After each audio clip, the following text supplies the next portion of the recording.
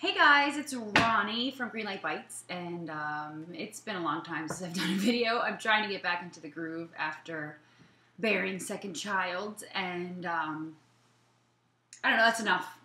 Just having a second child is enough to throw my whole world upside down.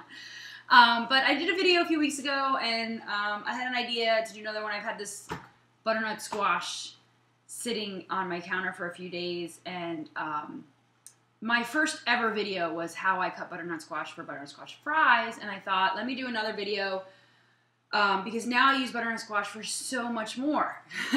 I'm obsessed with winter squashes. I tried my first, and correct me if I'm wrong, I think it's pronounced kobacha, or kobachi, or koboka, or something like that. I've just tried one of those squashes for the first time last week, and I fell in love with that as well. I have delicata squash over here. Let me grab one for you. These little babies are called delicata squashes, which I love to make fries out of. I just slice them and roast them, which is one of the things I'm going to show you with the butternut squash. I had some spaghetti squash today, actually, in some soup. I am winter squash obsessed. I don't know if I'm making up for lost time because I didn't discover winter squashes until, my mid-30s.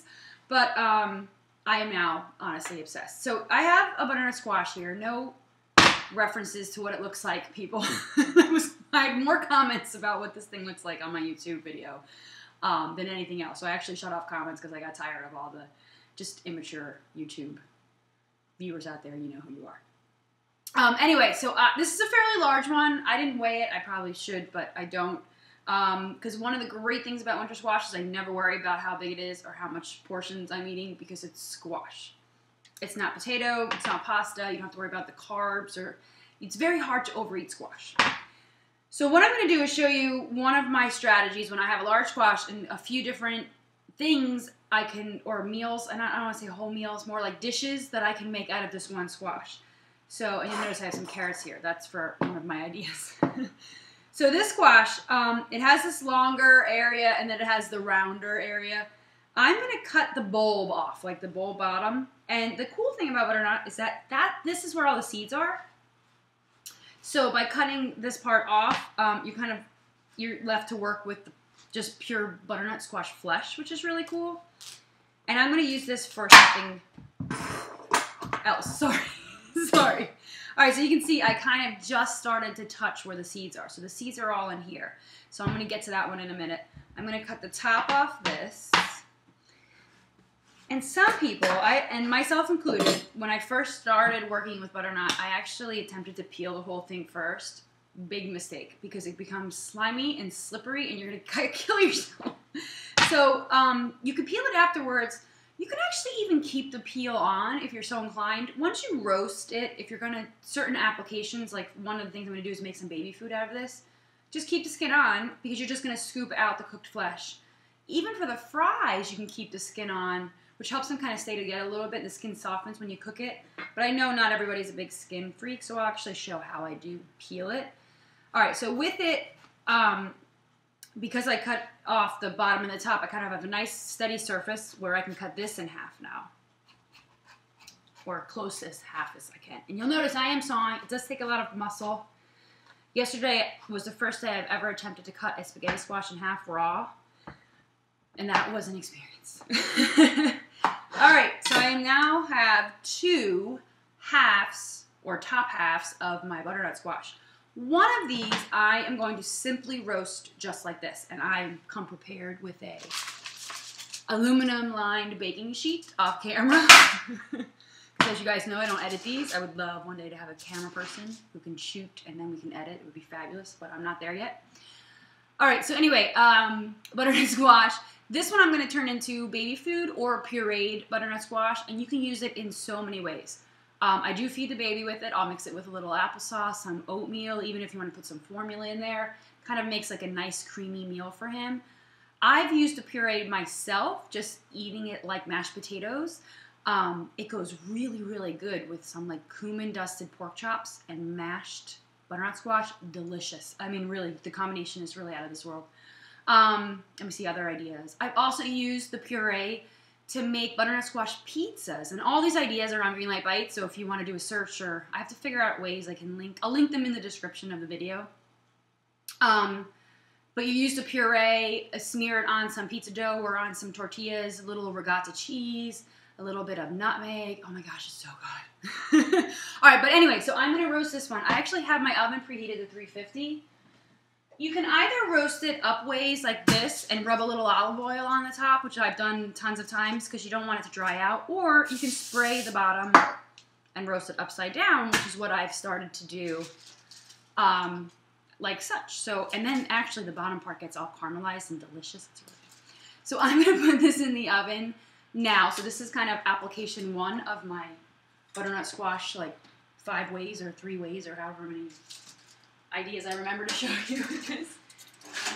All right, so that's going to go in a 350-degree oven. A good hour, really. I mean, the nice thing, and now it sounds like a lot of work, like, oh, I'm going to roast a squash. It's going to take all day. But really, really, you cut the squash, you throw it in the oven, and you forget about it. You can set a timer if you want to remind yourself that it's in there, but your hand's off at this point. There's no flipping, there's no stirring, there's no salting.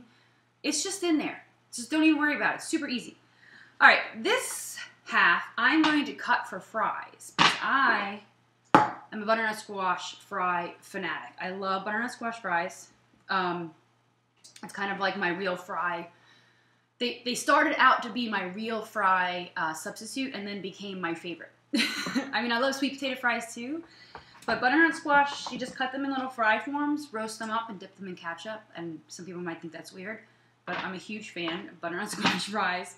Just roasted simply with some kosher salt and dipped in ketchup. All right, so what I'm doing, by the way, I'm sorry, I should have been explaining. I cut my top half in half again. And now, by the way, skin is still intact. I'm going to now cut, I guess like strips, if you want to call it, like strips off of it. And you want to make them kind of thick. I don't know, maybe about 3/4 of an inch. Not quite an inch, not quite a half an inch. I don't know, maybe that's a half inch. You tell me. I'm not good at estimating. But cut them straight down. And this is, by the way, the video that my older video, which is from like, I think 2000 and, it could possibly be 2006, but I think it's 2007. 2007 maybe. I had long hair. I was like 10 pounds thinner. I only had 1 kid. It was my first ever video for Greenlight Bites. I was so nervous too. I've really gotten over my nervousness now because I don't really care if anybody ever watches this or not. I just have fun making them. Okay, so once you have all of your strips, you want to take one of the strips and then cut strips out of the strips, making a fry piece. So around the same thickness, bam, look at that, you get a fry. Now, you could do this all the way up to the skin part. Now, I think in my old video, I actually then peeled it. But what I've gotten to do, like what I've come to do, and this is like a little lazier approach. I need like a zoom in, don't I? Sorry. A little laser approach is I come up, I don't know if you can see it, but I go right up to the skin layer and I just chop that skin layer right off. So then this is just skin. You see it's kind of floppy. And then this is my fry piece. So I'm going to do this for the whole squash. Cut off the skin and then cut in fry pieces. All right. So this whole top half, and it makes enough probably for normally 2 people, I'd say. But for me, I'll eat the whole batch, to be honest. Like I said, I never worry about overeating squash. Sometimes you just want to eat. And what better to eat than butternut squash? All right, so I'm just going to do this 1/2 of my half here. And throw them on a cookie sheet, and I'll show you how I do those. Let me take a break at this point. So normally, I'm not ready to cook them yet. But my cookie sheet, I would spray and then just lay them out like this. Boom, boom, boom. Spray again, sprinkle with kosher salt, throw it in the oven, probably like 425, around 20 minutes, 25 minutes, something like that. Maybe flipping them once in between because the side that's touching will get that caramelization from the sugars in the squash. But I'm not ready to eat these yet, and I don't want to cook them right now because they do get soft and they heat up pretty well, but I like them fresh out of the oven. So instead, I can save this, you know, just throw these in a baggie and save them for later, which is great. I mean, you could buy cut up butternut squash in the store, or you can just cut your own and then store and then pull them out of the refrigerator whenever you're ready to make fries. Okay, so that butternut squash fries is application 2, and I'm going to cut this up to be fries as well off camera, but I don't want to waste your time. But that's my application number 2 of this butternut squash fries. Sorry, like all over my kitchen. Okay, now I am left with the messy part, and I'm not prepared for this for some reason. So I'm going to pull out some tools with you while you're here. You're going to need a spoon to scoop out some of the pulp, and you're going to need, I like to use like a thin strainer sifter. Let me show you what I mean. This is kind of like a sifter, but it's also a strainer. I use it as a strainer more than a sifter. I am going to put my pulp in there. I'll show you what I mean when I cut this in half. So let me cut this in half. My napping baby is waking up, I think. Not a good sign. It's only gone down about 10 minutes ago. All right, so I'm cutting this in half. And what you'll see in here is all the seeds and pulp. So to get this out, it takes a little bit of scraping and muscle. You kind of want to, you do want to scrape into the flesh because the pulp is kind of like a stringiness that sticks to the inside of the squash. But if you scrape, you kind of disconnect it from the flesh.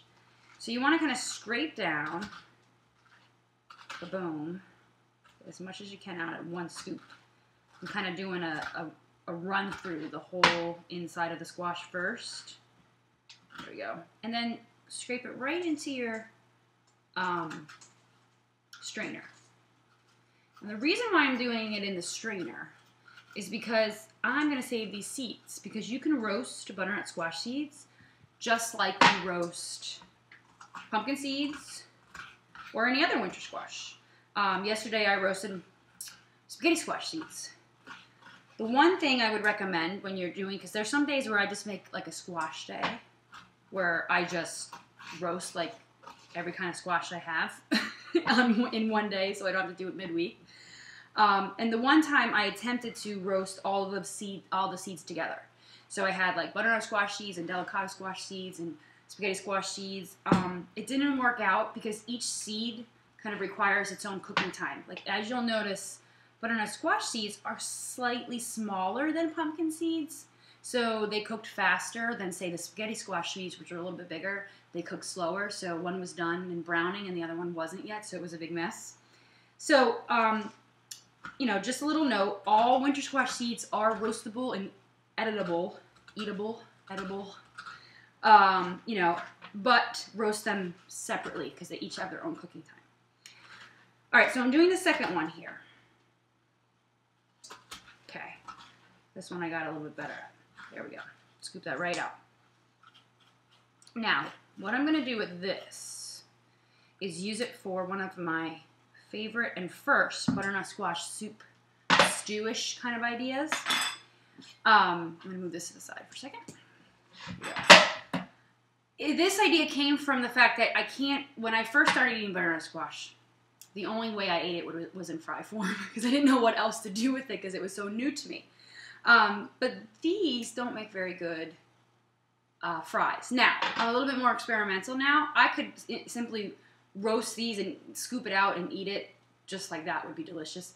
You could stuff it with something like quinoa or bulgur or and I have some recipes where I kind of cubed up butternut squash and put it into stuffings, which is really good.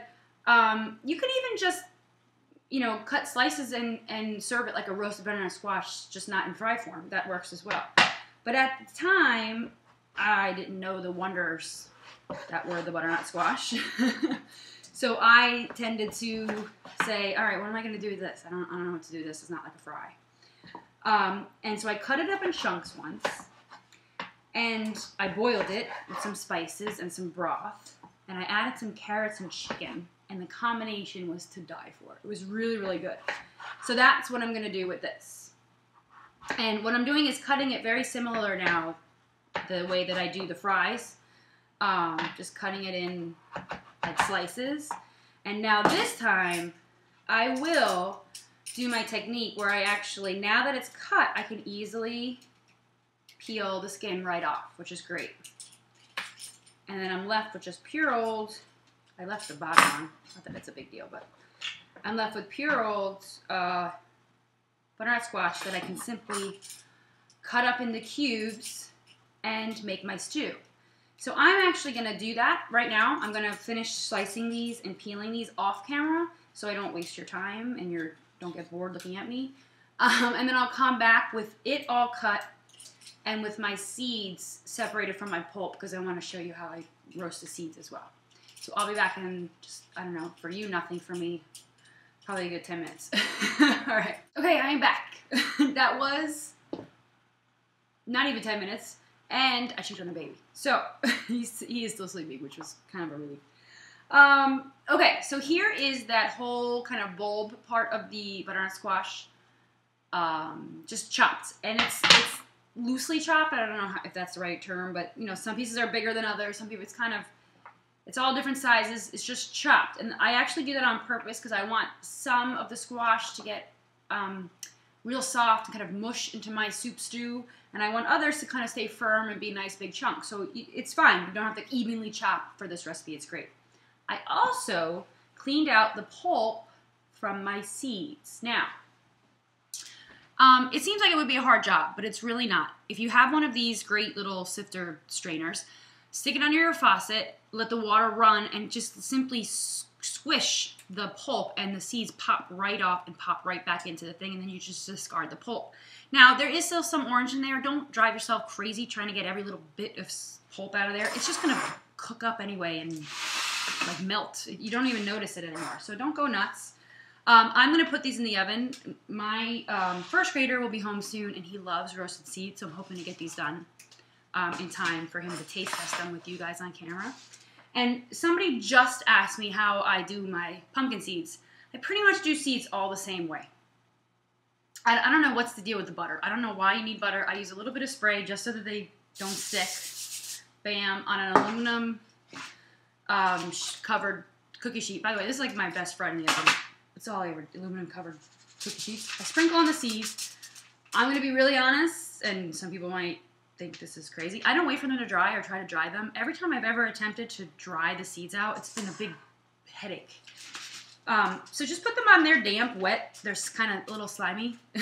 And push with your fingers to spread them out as best you can. Some will stick to you. Just pop them off. And actually, the wetness helps the salt stick, in my opinion. So now what I'm going to do, you have to just dry your fingers before you put the salt on, or all the salt will be on your fingers. Now I'm going to do is sprinkle with kosher salt, which I keep right next to my stove at all times. So just sprinkle them pretty liberally. Liberally, is that the word I'm looking for? Seeds are better with salt. Plus, most of it's going on the cookie sheet. It's not actually going on the seeds. All right, so I already have my oven going for my roasted squash in there that's kind of still in the skin. I'm going to throw these right in there. Now, I know some people think, or they probably know and I don't, and that's fine, that you should roast them at a lower temperature for longer. I tend to roast them at like a 350. This is going to be 350 for like 10 minutes. Give them a good shake. I just keep my eye on them. Like I said, each seed is different. I don't have a time for each seed. They're done when they're done. Just keep an eye on them. Go back and check them. And then you'll get to know like your oven and your seeds and how you like them. Sometimes I actually like them a little underdone. And then sometimes I actually like them a little bit more done. And I think it's because I cook them different every time. You're just roasting them. You're just kind of drying them out a little bit in the oven. So you'll see my squash is still in there. He's nowhere near being done. So I'm going to leave him in there. I'm going to put those in. I'm talking so much I'm running out of breath. Then I'm going to work on my butternut and carrot stew. Soup, whatever you want to call it. So I have a big pot here. Now, I wasn't prepared to make this with you today, so I don't have everything I need. But I think that's good. One of my goals with my blog is to kind of teach people that you don't have to follow recipes. You don't have to be perfect in the kitchen. You don't have to resort to calling pizza places or going to fast food just because you don't have every little thing you need for a recipe. Wing it. It's so much more fun, and you learn lots of things, and it's like kind of like your own adventure in the kitchen. So this traditionally I made with this butternut squash, like a couple cups of broth, a little bit of water, a dash of nutmeg, some cloves. Then I used some carrots and some chicken. Well, I don't have any chicken and I don't have any broth. So I'm going to use water, which will be just fine because it's going to be flavor from my spices and the butternut squash itself. And I'm going to use pork instead of chicken. I just happen to have I cut it up already just because I was trying to save time. I happen to have a single pork chop. I had these shrink-wrapped individual pork chops from like a bag of them that I purchased a little while ago. I had one left, and I was actually wondering what the heck I'm going to do with this single pork chop. So I popped it in the microwave for a minute, defrosted it just enough so that I can get a knife through it, and I cubed it. And that's what I'm going to use for my protein in this dish. Now, like I said, I don't have broth. I'm going to simply add water to this just to cover the squash, and I'll show you what I mean. That filling up this pot with water took way longer than I anticipated. I have to edit that out. Okay, so I'm just covering it. Like, you know, the tips are just poking through the water. It doesn't have to be perfect. Like I said, what I'm really hoping to teach you guys is more cooking techniques than cooking recipes. You know what I mean? Like, or ideas. That's why I actually don't even call the things that I put on the website recipes. I call them ideas. So to this, I'm going to add a pinch of salt, because that is the one thing that you're going to be missing, not using broth. Of course, if you have a couple cans of chicken broth, or if you have your own like frozen stock from Thanksgiving or something, all great ideas. All will add more flavor and make the dish that much better. To this, I'm going to add nutmeg and cloves. Let me grab those. Let's see, nutmeg and cloves. I thought that was going to take me a little bit longer. So I think I originally said a 1/4 teaspoon nutmeg. I might use a little extra. I love the smell of nutmeg. As I'm pouring it, I just like the smell. And a dash of cloves. You don't want to overdo the cloves. It's very super strong. This is kind of a great fall. Look at, as I say that, I do tend to overspice. It smells delicious already. So just like that, I'm going to put it on my stove and I'm going to bring it to a boil. And I'm going to boil it for a good 20 minutes. I want the butternut squash to break down. I want it to start flavoring the water. And then after that, I'm going to add the chicken and the carrots. And I'll come back on to do that in 20 minutes. But I have to go get my son at the bus stop. So I'll see you in a bit. Bye. All right, I am back with said 6-year-old that I brought up. I just pulled the seeds out. Not yet, not yet. About 3 minutes ago. The pan is actually still hot. So I wanted to show those to you. See them finish. Now, I forgot to give this little tip. By the way, who are you?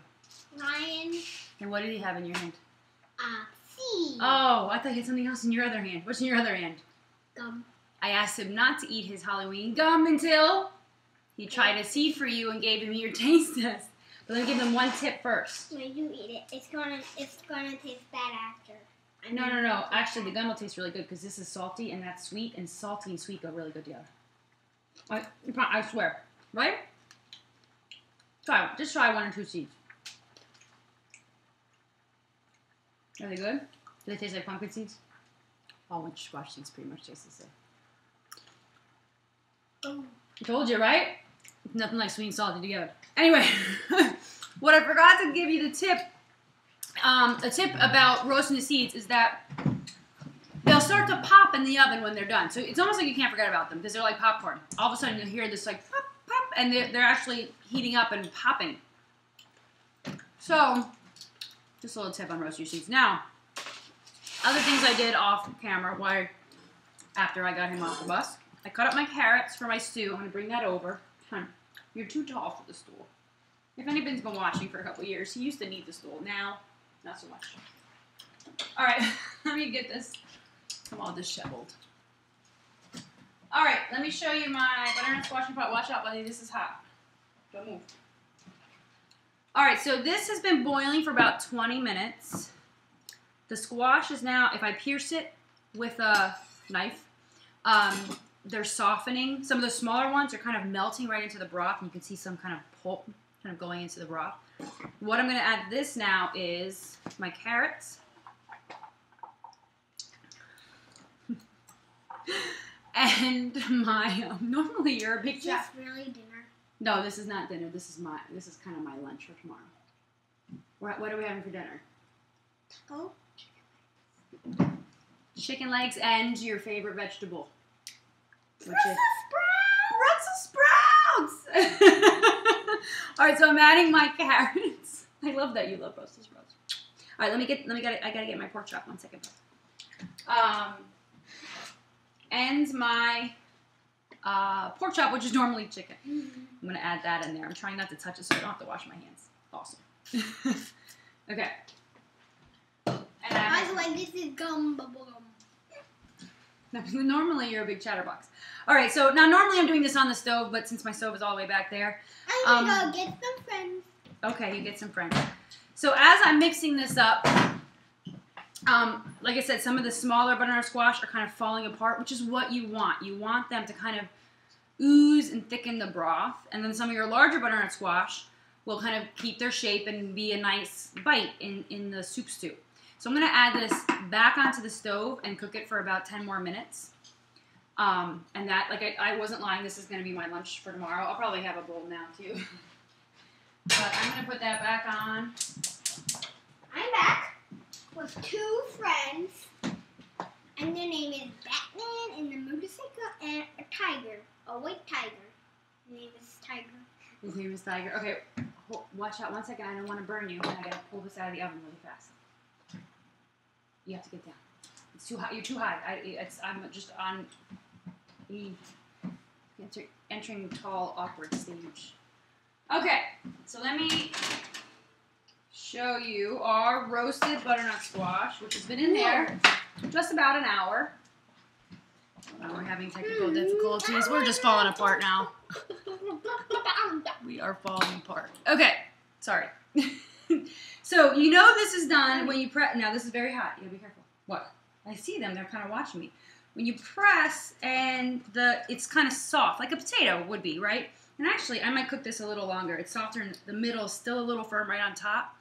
I mean, you really can't mess it up. You just roast it until it's soft. If you overcook it, it's just more softer.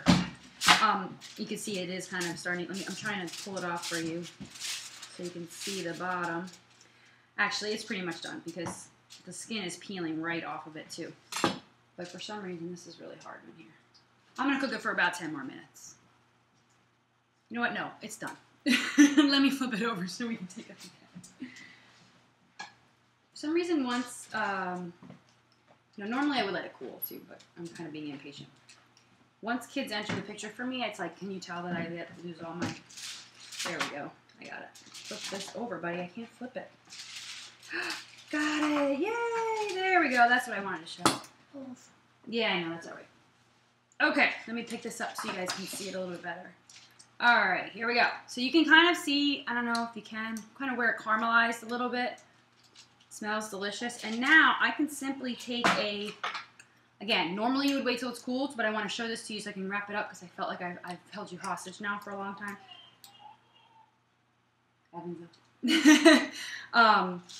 You can scoop it right out. I know, but they can't see that.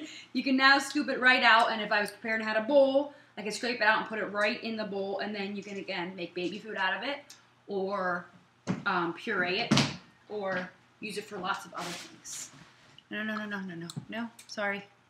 All right, we're going to go, since I think I started off really good, and now I'm dive bombing in this video.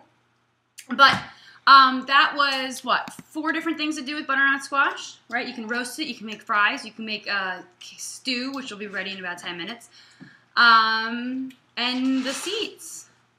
So just hope that kind of alleviates any fears that you might be having, and if you haven't already done so, try butternut squash today, because it totally rocks, right? All right, bye guys. Thanks for putting up with me. I will talk to you soon. Bye.